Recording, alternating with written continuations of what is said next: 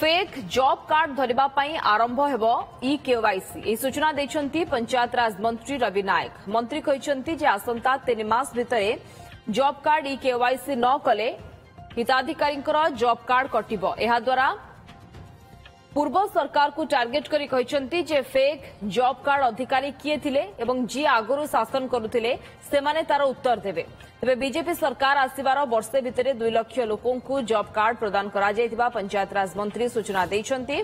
सेपटे राज्य रे बीजेपी सरकार आसिबा परे ही फेक जॉब कार्ड संख्या बढ़िथिबा कहिछि विरोधी बीजेडी।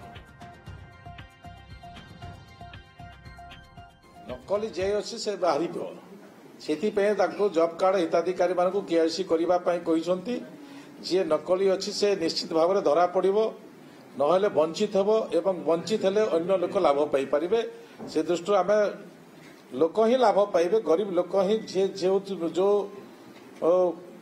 अधिकारी हेबो से अधिकार पाइबार योग्य लोक ही निश्चित भाव में ये सरकार से लाभ पाइबो। 3 मास अवधि रखिछंती 3 मास भितरे जदि से माने केवाईसी न करंती ताहले से जॉब कार्ड पाइबारो वंचित हेबे। ए प्रकार निर्णय हिछि।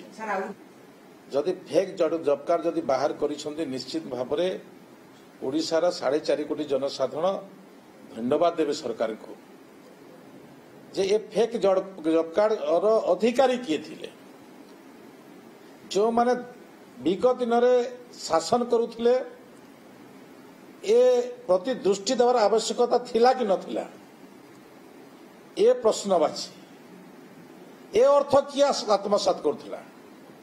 जो भली भाव में वर्षे तलू जो नुआ सरकार आसिले भारतीय जनता पार्टी सरकार आसिले एथुरु प्रमाणित होछि जे तांकर कोनोसी डिपार्टमेंट उपरे तांकर काबू नाही कोनोसी डिपार्टमेंट उपरे तांकर लगाम नाही।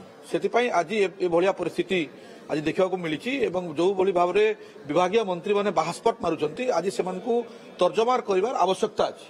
तो आज ओडिशा जो बदनाम होती दिल्ली स्तर रे सारा भारत वर्ष रे जो फेक आईडी ना रे फेक जॉब कार्ड ना रे जो चर्चा होची एटा निश्चित रूप गोटे भल चर्चा नुहे।